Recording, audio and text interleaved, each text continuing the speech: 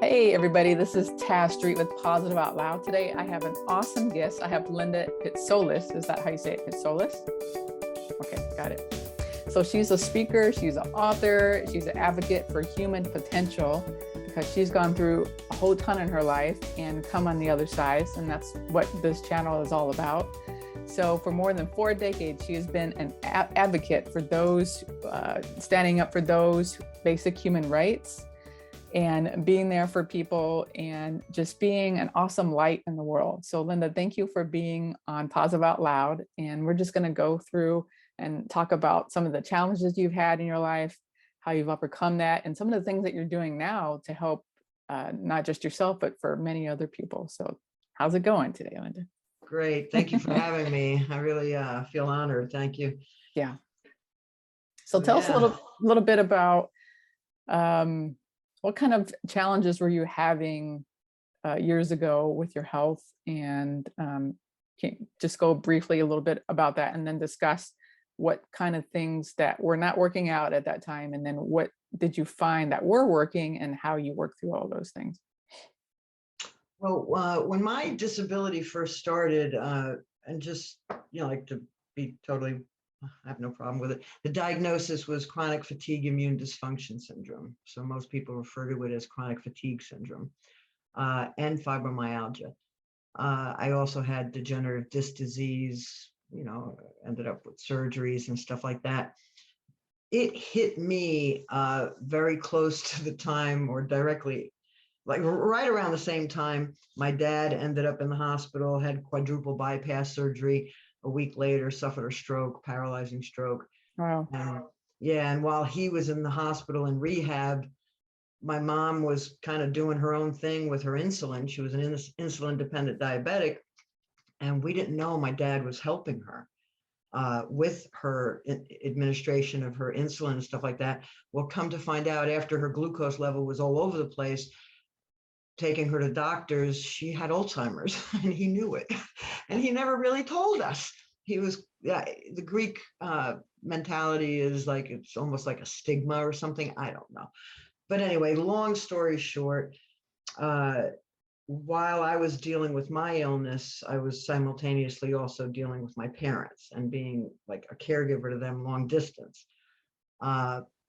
But fast forward many years, and I'm talking debilitating. Okay, I was in bed a lot. I couldn't make it. Like, I would have to take naps during the day. The pain, a lot of medications that, like actually compounded the issue. Muscle relaxants, it's like, to stop the pain, but then the muscle relaxants also put you out. So it was just compounding the issue. I'm going to fast forward really, really far.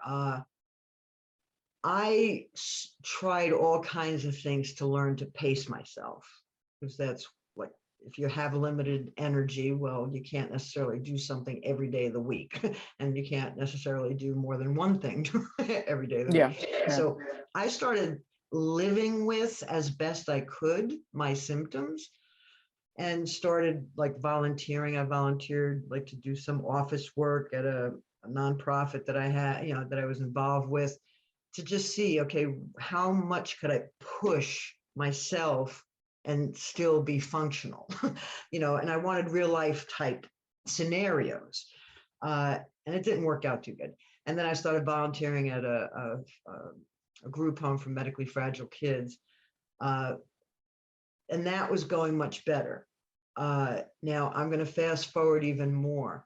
When it didn't work out for me, when I like things unfolded, that I had applied to get a couple of kids, and then at the same time, like soon thereafter, I needed to have hip replacement surgery. I kind of made a real deep downward spiral. I went down a deep hole, and I hit rock bottom. I really did hit rock bottom, and I didn't know what else to do. I mean, I was pretty resourceful and had tried all kinds of things, things to live for, things to, like work towards, hobbies, all kinds of things. And it just wasn't happening. And it was like, I was figuratively speaking, on my knees. And I saw a email in a group that I belong to about some weekend workshop. And I was like, what? I have nothing to lose. I might as well just take it. I didn't even understand what the heck it was about. But I was like, something is better than nothing. And I took it.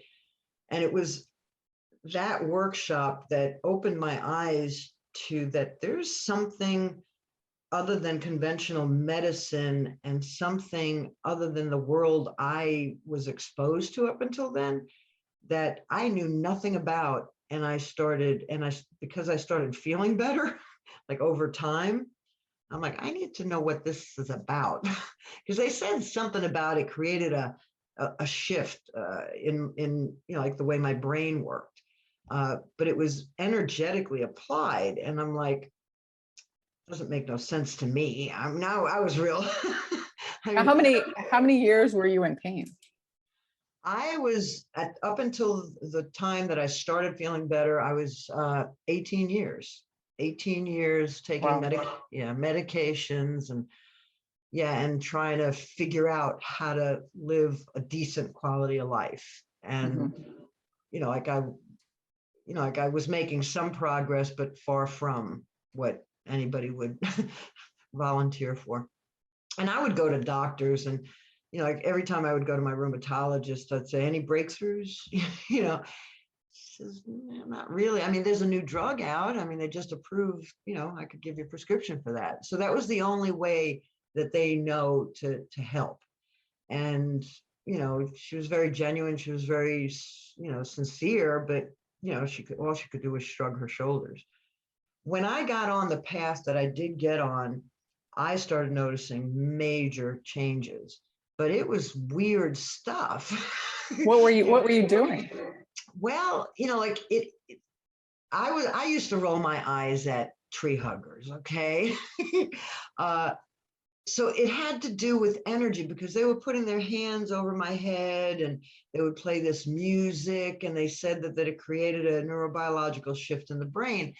And I couldn't understand how can that even be possible? I knew nothing about any of those alternative things like Reiki. I didn't know anything about the chakra system. I knew nothing about law of attraction, none of that. I mean, I was oblivious. I mean, I was a worker, I would go dancing 2-3 times a week, two-stepping, and I didn't get into that kind of stuff. So I didn't even know it existed. So when all that started actually helping me, I'm like, how could this be possible? And why would this not be made available to people so that people could actually, not struggle? I mean, I've been struggling all those years, right? And the more I learned, the more I kept digging and digging and digging, and the better I was getting. Now, when you said you were on your knees, we're getting a little bit of feedback. Do you want to turn down your computer a little bit? There we go. Figuratively speaking, I had just at that point really given up. I didn't know what else to do. So you're in your last leg, and when you're on your last leg, that's when things show up, right? Yeah, and I'm really persistent. So it took me 18 years to exhaust every effort I could come up with. So that's one of the things I want to circumvent, right? I mean, for other people, like that, there's no need, in my opinion, there is absolutely no need for any of the suffering taking place right now.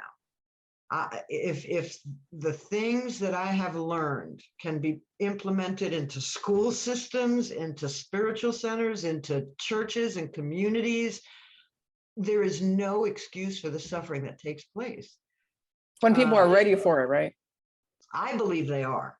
I mean, these last 2 years, I mean, this was a prime example of there's a lot of unpredictability in the world, and you have to be prepared to pivot no matter what's happening in the outside world in order for you to be able to navigate it. And that's the objective, giving people a GPS system, giving people, like an itinerary of what to know, a foundation, of how life works, how the universe works, how you as an individual develop from childhood to adulthood, what things you could look back on and see about cleaning up things in your development. Like, like there are stages of development. A lot of people that are in education and psychology, they know that there are stages of development. But we, the average people, don't necessarily know that, okay, at a particular stage, if you didn't learn how to, to be disciplined or structured with things, you wouldn't know that you didn't learn that. And now, therefore, it's affecting your life now.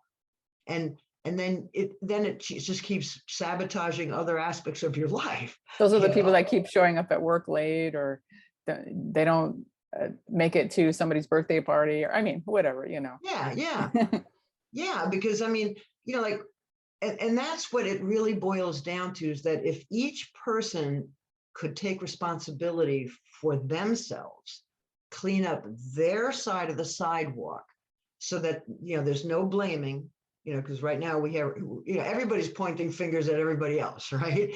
So there's so much divisiveness. How about I clean up my side of the sidewalk and you agree to clean up yours?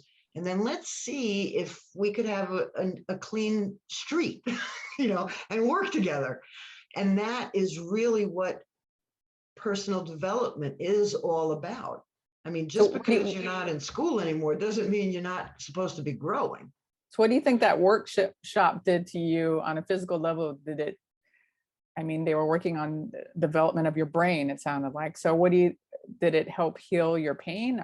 What exactly happened? Well, that weekend, it was a very experiential weekend. And I'll be honest with you, I cried practically the whole weekend, and I didn't even know what I was crying about. Right. Mm-hmm. And like, they would put the hand, and then there were experiential things, like they would have us, like write down, like a relationship with our parents, and write something about that, then relationship with children. So they had us contemplate things. It's not like we were sharing it out loud or anything. And then they would come around and do that blessing, they called it. And I would be crying. And it got to the point where I kept drinking water and going to the restroom, and I was disturbing everybody in the room, because I would have to, I had a whole bunch of pillows. It was right after one of my hip replacements, and I was disturbing people. And during a break, I told the trainer, I was like, I'm really sorry. It's just, I can't quench my thirst. I keep drinking water. I don't know what's going on.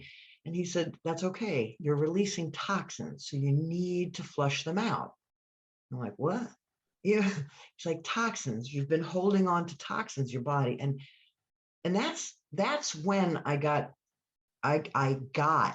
what people meant by a mind-body connection.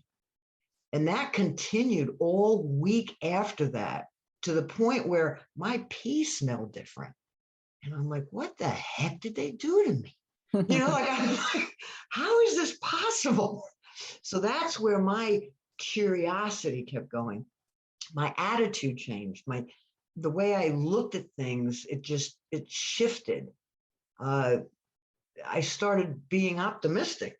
I had no hope up until then. The doctors, it was they would add prescriptions to the list, but it was never helping. It wasn't, it was alleviating some of the pain, but it wasn't fixing anything. Mm-hmm. And I had lost hope of ever having a decent life. And now after that, I continued after the workshop, I continued going to the circles they had, and they would go, and I even got initiated to give these blessings. I didn't even know I was getting initiated. I'm so oblivious. And I started getting active in the community, which also adds to the whole concept that relationships are very critical for one's personal development and for their support, individual support and stuff like that. Right. So yeah. So I think that answered your question as to what changed. And then little by little, it was almost like somebody was dropping breadcrumbs. Somebody in the community offered a workshop on raw food, like raw food. I would never eat raw meat. Not raw meat, raw food, vegetables, fruit. Oh, now this is a Greek meat potato girl, right? So I went to that workshop and they showed us how to do sprouts and things. I was like, can't you just buy those things? Well, yeah, they're expensive. It's easier to learn how to sprout. I was like, you're right. And then here I found myself months later doing just what I was just being led to these different workshops. And then I got around to doing the stuff. At first I would always be resistant. Like, I'm not going to do it. And then there was something in me saying, go ahead and try it. What's it going to hurt? And I had an openness to trying different things, looking outside the box within which I grew up. And I started feeling better. It sounds like your parents had a lot of health issues, so you were trying something different. You needed to go a different route, right? Well, yeah, at that point, by then, they were actually both deceased by then. Their lives, my mom was always very sickly. My dad, not so much until he had quadruple bypass. Of course, things led to it, but we didn't know he had a heart condition up until then either. But as I kept discovering things, like I said, I'm like, gosh, what's the potential here? Like my mom had Alzheimer's, her siblings had Alzheimer's. So the more breadcrumbs I would follow, I was guided to something that explored the brain even more in more depth. And of course, the brain, with my mom and her family having Alzheimer's, that intrigued me. Especially, well, it might have missed my generation back then. They used to say it would skip a generation. So it might have skipped my generation, but what about my, brother's kids? Like I was worried about them, right? But it really intrigued me. So I kept digging and digging into more like learning, and then quantum physics, all kinds of things, to the point where I was thinking, if I could get myself better, use myself as a guinea pig, if I could get better, then this is something worth letting other people know about. without medication, no side effects, right? Exactly. The side effects are happiness and pain-free. Exactly. and that was my attitude, that, like all those years, and it got to the point where I had to spend years detoxing from all the medications I had been given. Some of them were, pulled off the market, and it's like, okay, well, I didn't get anything from a class action suit, but I need to get this stuff out of my liver, and that's what it's all boiled down to. And I'm at the point that just before COVID, I submitted to the disability office, because I was approved for Social Security disability, to join an incentive to work program. Because again, now the way systems are set up, it's almost discouraging you to even try to work, right? Like when you're on disability, you're depending on that income and that insurance. And if you want to work, then it was scary that if you started working, what if I have a relapse? Because I don't know how much of a track record I could keep working consistently, right? But I've gone enough years and I've gotten enough knowledge that I'm ready to risk it, right? It's like, if I could make enough to where it makes up for the difference of my disability, they could have the money. I want to affect change. I can't take it. I can't look around me and see other people suffering when I know there's solutions out there, and they're not expensive solutions. It's just, I don't know how much money I was spending on co-pays and, prescriptions and things like that. Well, if you turn around and start working differently, that same money going into the healthy foods and, and then there's no value you could place. It's priceless that you have a quality of life. Yeah, I do organic food and drink lots of water, and of course it costs more money, and I have distilled water. It gets delivered to my house, and I don't drink out of the faucet, those, just simple little things. And it's going to cost a little bit more money in the end, but in the end, you're saving money because you don't get sick. You don't go to the ER, you don't go to the doctor as much. And Well, I'm not saying, yeah, you're spending it now up front before you're getting sick. and supplements and things like that. Yeah. Yeah, take it from me who spent money because I was sick, right? Mm-hmm. And yes, the supplements do, but when you know that the money is well spent and you have the longevity and you're not going to lose your health, like the quality of life that you've become accustomed to, you don't know what you're missing until you lose it. And I 18 years and I lost a long-term relationship. Health, there's no price. There's not, no. And, emotionally, there's a lot of things that people need to let go of. And so it sounds like through that workshop, you had that release with a lot of emotions that you were probably holding on to, which affects your health, because it's all connected, as you said. What are some other things that you've tried to help release certain emotions, things you've been holding on to for, we all have stuff from when we're even children, right? Oh yeah.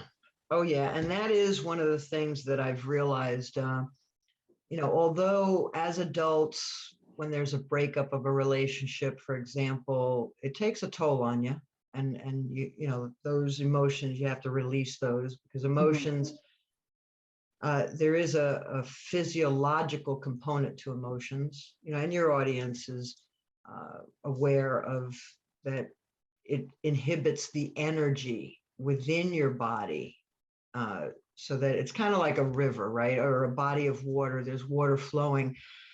Whenever there's an issue, an emotional thing comes up, it's kind of like throwing a stone in the water, and the water has to flow around it.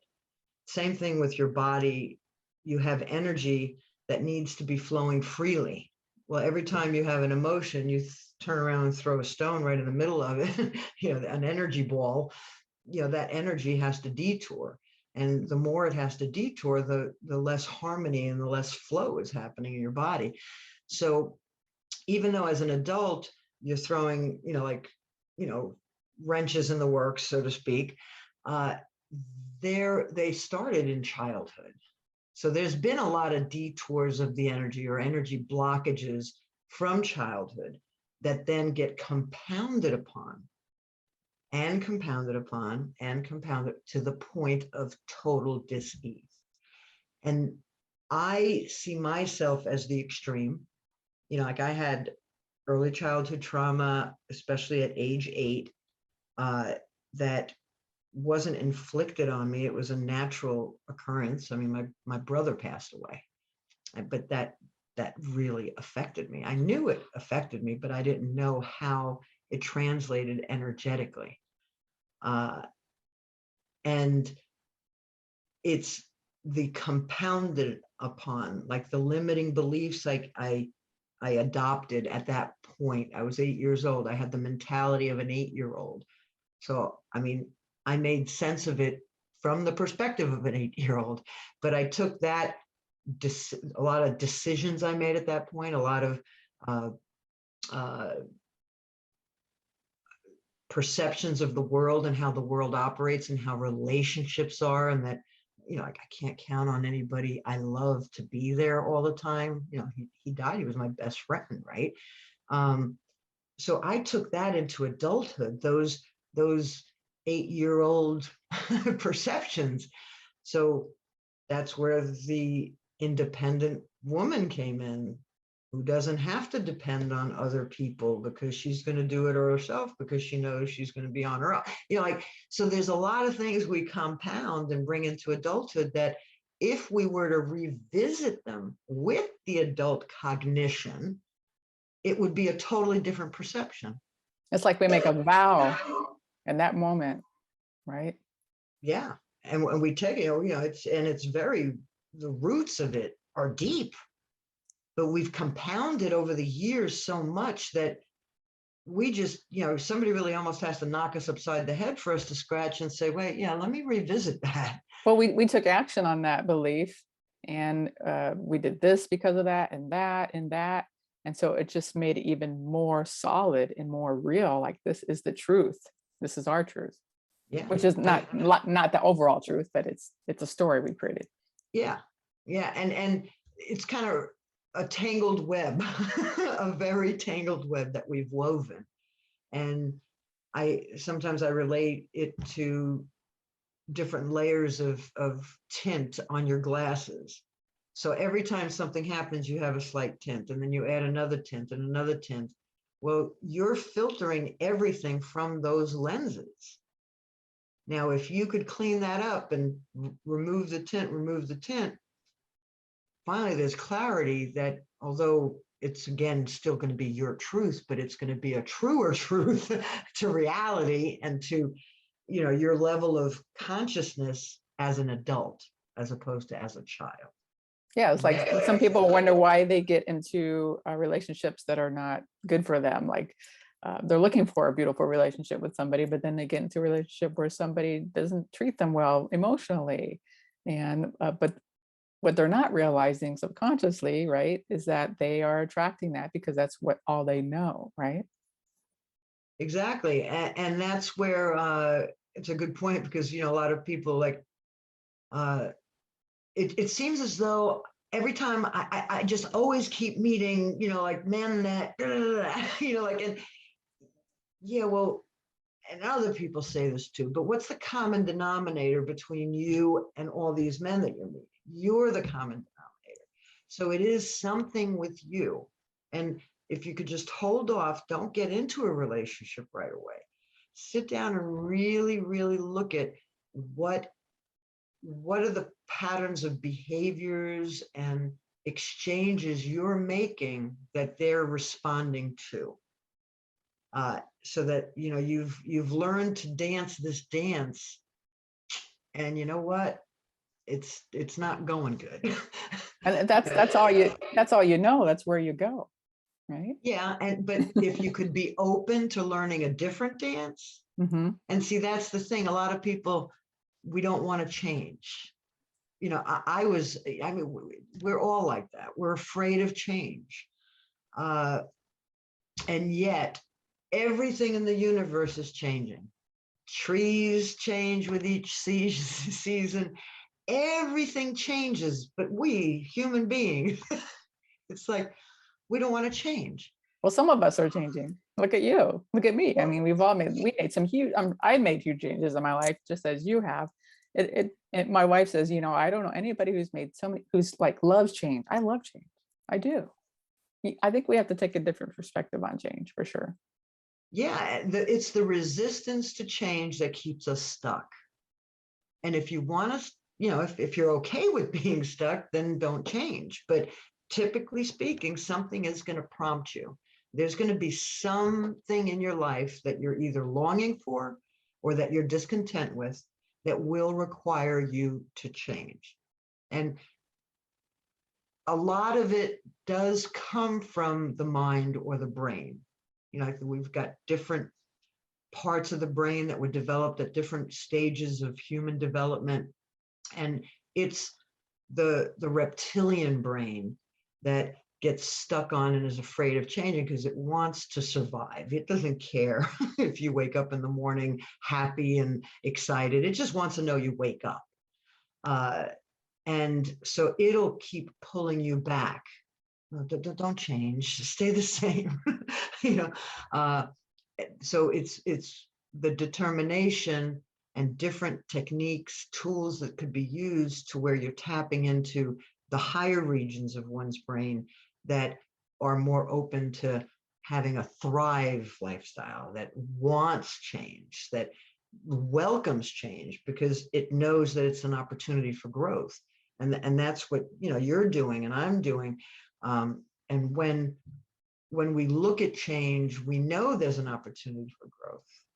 Now we talk about tapping into the higher brain. So if you could tell the viewers a little bit, because I haven't introduced this at all, a little bit about what that is and how it's helped you. Well, like I had said earlier, I was feeling like I was following breadcrumbs, and I had ended up in India a couple of times as a result of that initial workshop to try to figure out what the heck that was all about. And I learned a lot, I cleared a lot, and then I was guided to something else that really made me immerse into looking how the brain operates and how, when that lower brain kicks in, the physiological changes that take place. So like the brain communicates with the body, the cortisol level and stuff like that. And then that's also affecting, your physiological, systems. So the study that I've gotten into has been very extensive, where it was also exposing me to quantum physics and energy and how we're all energy. And that, just because you see skin right here doesn't mean you end right there. Like if you take that skin and you look under the microscope, you're seeing all those little molecules moving. It's vibration.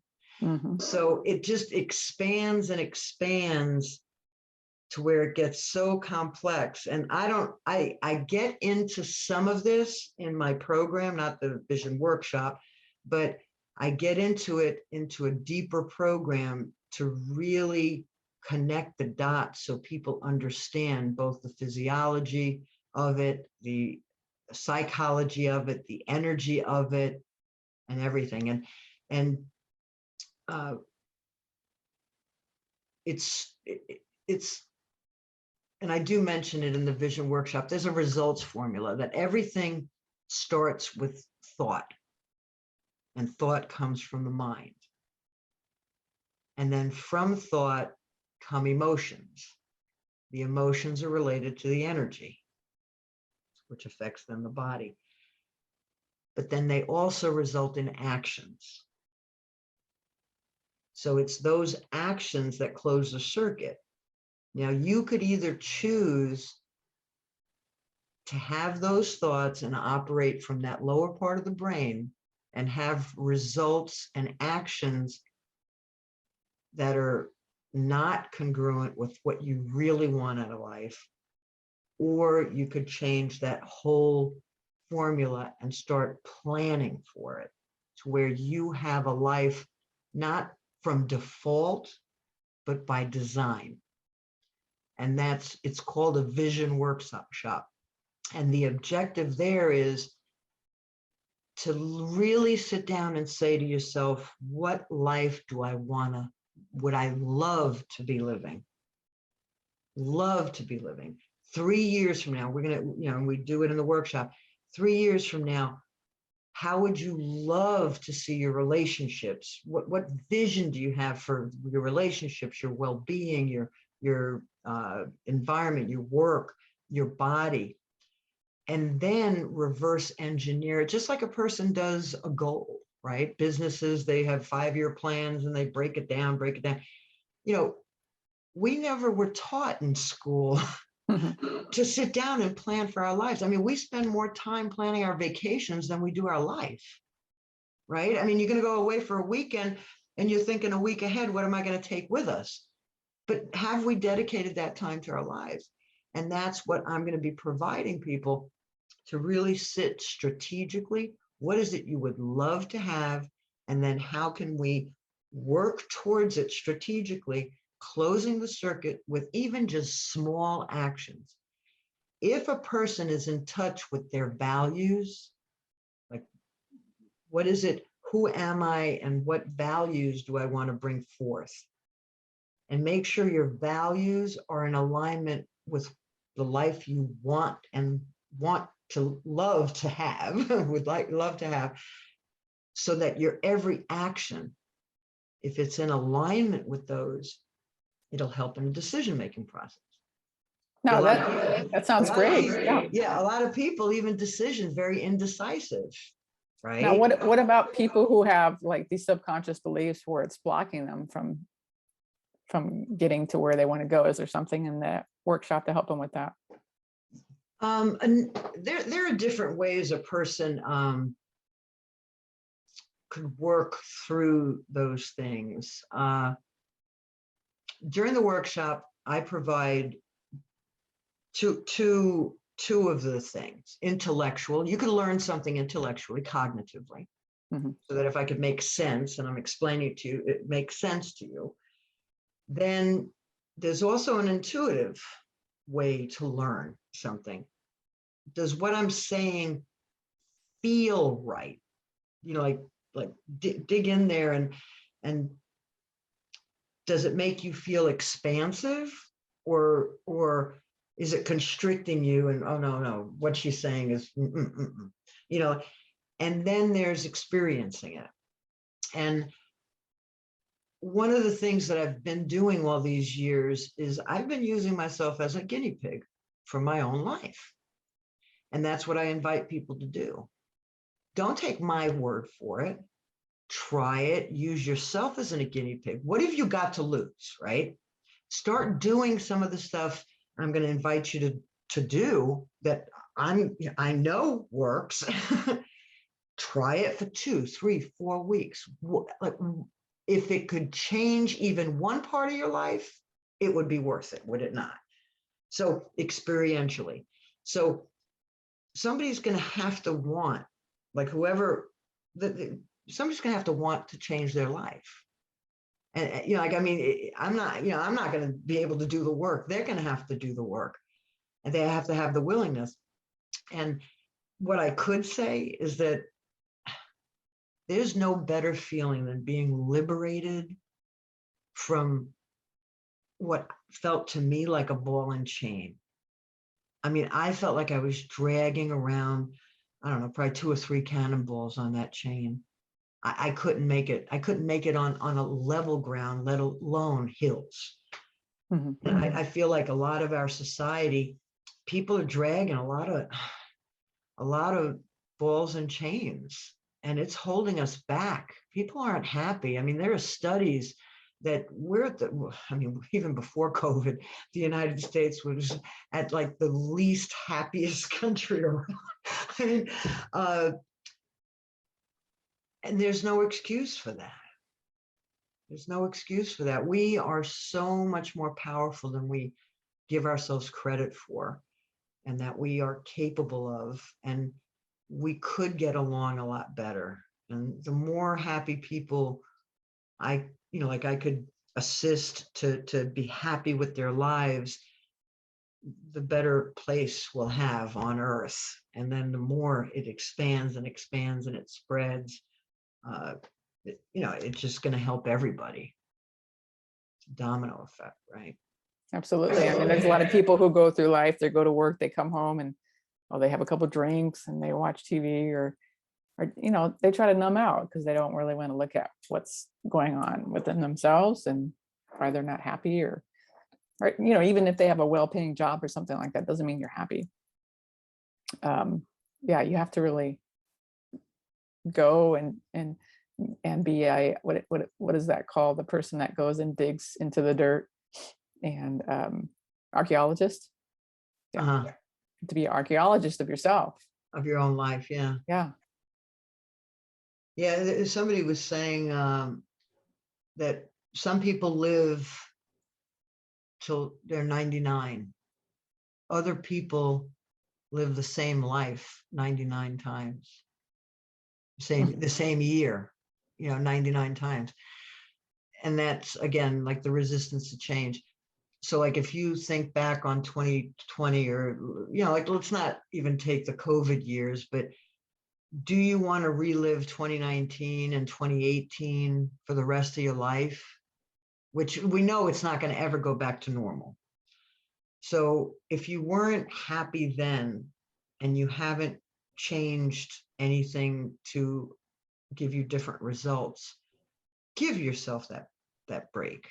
Invest in yourself the time and energy, because it's not just about you. It's about the kids that are in your life. It's about everybody that's around you, because the effects we have, and that's something also I think COVID was a really big lesson, to be learned, that your actions not only, or inactions, not only affect you, but they have a ripple effect that's far beyond. I mean, something that happened in China has affected the whole globe. I mean, and that's the case for each individual and each individual's behaviors, actions, and everything. So it's not just about you, although we want you to be happy, but you're going to create those ripple effects into generations to come of not only your, your lineage, but the world,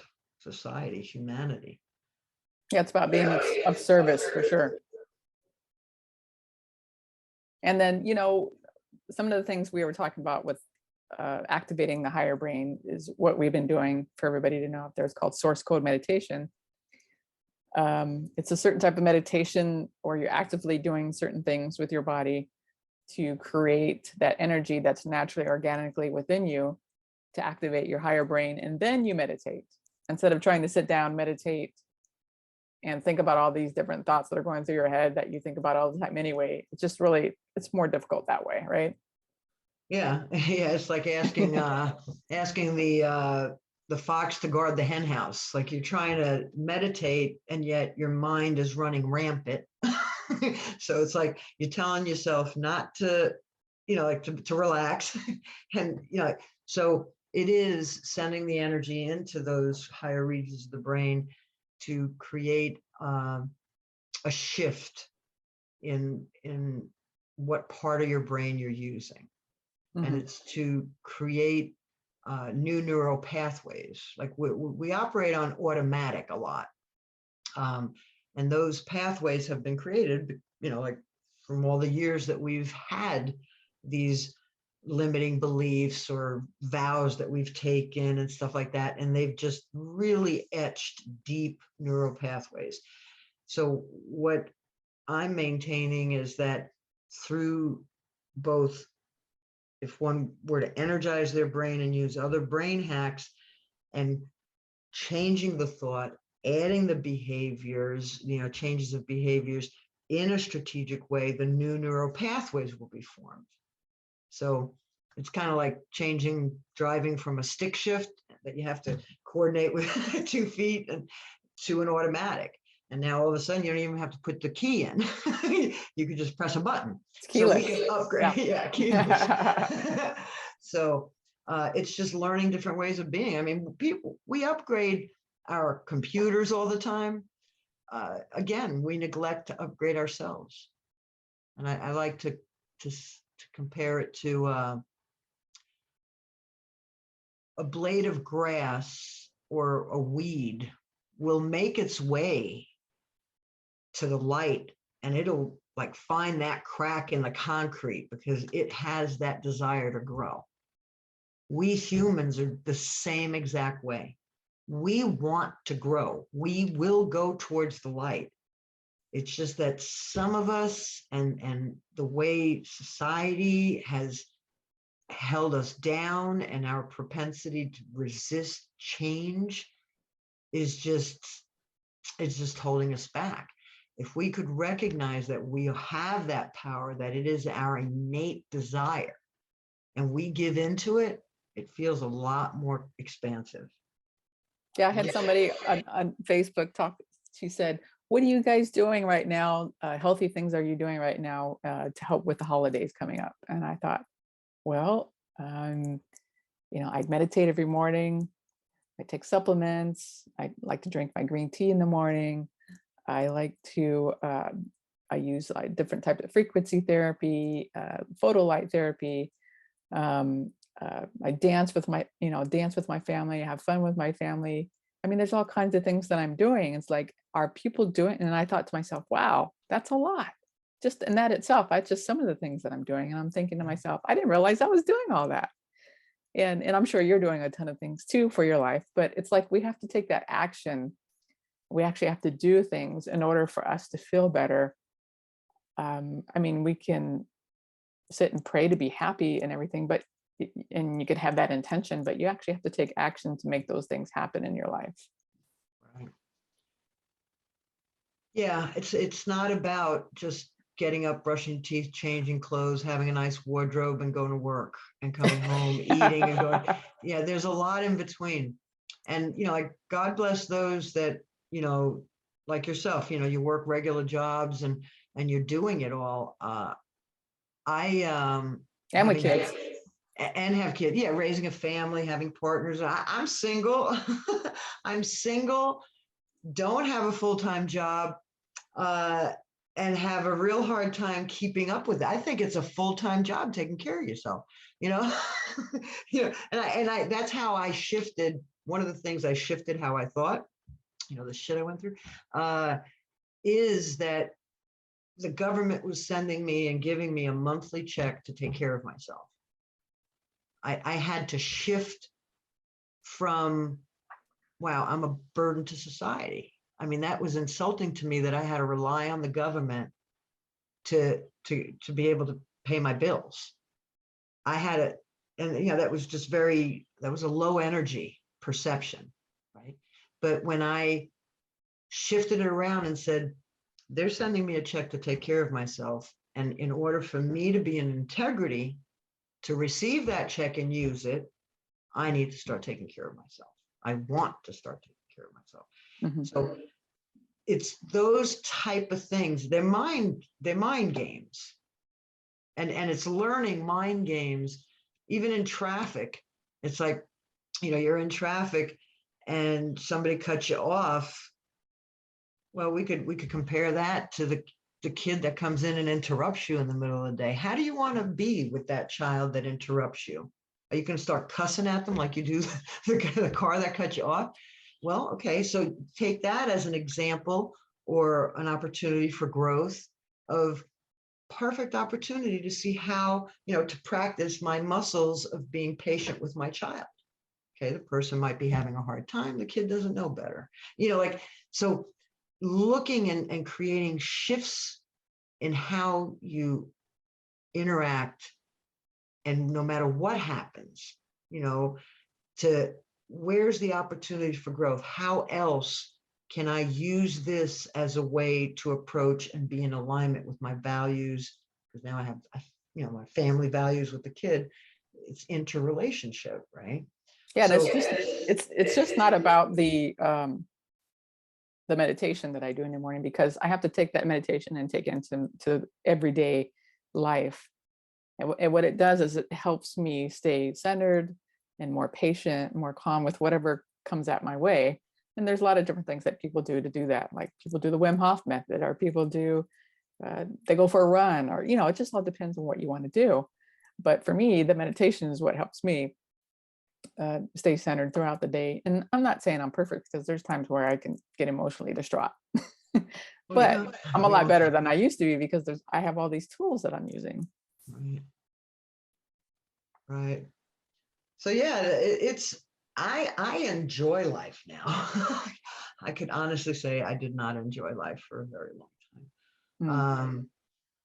And I, like I mentioned earlier, I feel like I keep getting little breadcrumbs to follow. And I don't know, I don't think they have Cracker Jack boxes. Do they have Cracker Jacks anymore? Well, Cracker Jack boxes were so exciting. Yeah, aren't they? Do they even sell them anymore? I mean, because life to me is like eating caramel covered popcorn, and there's always a prize that you don't expect. There's going to be something coming, but you don't know what it is. And that's how life has been for me, because things are just happening oh so perfectly, and it's just fun. And when you have that belief that the universe has your back, that you're not going to fall, even if you do fall, the universe is there to pick you right back up and show you, hey, here's this, here's that, take a look at this. But we have to be aware of that, and actually take action and look at it. And something is happening, this event's happening, maybe I should go check it out. Maybe I'll meet somebody there that'll lead me in this direction or that direction. So it's things are happening all the time for our good. Yeah. All the time. Yeah, and if we could just believe that, look for it, and then express gratitude for it when it does happen, It's just like a little kid, the more you praise a kid, the more the kid will look to be praised. So the same thing with synchronicities. The more synchronicities you express gratitude for, the more the universe will grant you, because it's a high vibration. The whole idea, I mean, we're getting into some deep stuff, but the whole idea is to keep the vibration up. We're energy beings, and like everything is energy. And if we could just keep the energy at a high level, then we will and do co-create with the universe. It That's like Abraham Hicks, right?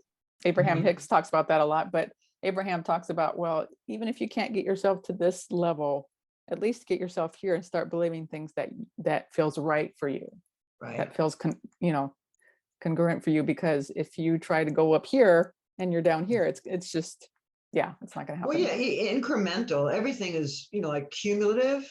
Like, I mean, I started very little by little. God knows. I mean, I don't know anything about energy at all. But yeah, it's very incremental, and it's the same way building momentum. Like little things around the house, let's say. Like just do that little thing, clear that one drawer, and then from the drawer you go to the next thing. It's little steps that accumulate, and then you've accomplished something. And it reminds me, my brother told me that his daughter was taking violin lessons, and she wasn't practicing, and like not the way she should, in order to get ready for whatever the event was. And she says, how about you just practice 15 minutes a day, just 15 minutes a day for the next 3 weeks. I could almost guarantee you'll know the number that you're learning. He says, so you think you could do 15 minutes a day? She goes, yeah, 15 minutes, not a big deal. She did, and she did beautiful. So if we could just set a timer, just to 15 minutes a day, do something in alignment with the life we want to live. That could build that momentum little by little, and you could eventually have what you want. But you have to dedicate. You have to commit to something. Mm-hmm. I think with that ends it, kind of brings us all back to full circle. And I just want to let everybody know out there that we're going to have some links below to all the different things we're talking about, which includes, Linda's workshop, her book, and then we'll also have source code meditation links for that. And, a lot of different tools and techniques that may be of use to you. So we're here committed to helping people grow, helping people become much more than they thought they ever could be. And, it does take a lot of work, and it takes a lot of dedication, but it's so much more fun, right? It's so much more enjoyable to wake up in the morning with a smile on your face, rather than, oh my gosh, I have to get up today and go to work, and I don't want to get out of bed. Yeah. Who wants a life like that? I mean, what's the point? Exactly. Exactly. Linda, I'm so grateful for you. Thank you for being here on Positive Out Loud. Thanks for all that you do. And again, have an awesome rest of your weekend. And if anybody wants to get in touch with Linda, I'll leave all the information below. So everybody have an awesome rest of your day, and we'll see you soon. Thank you for having me. Thank you.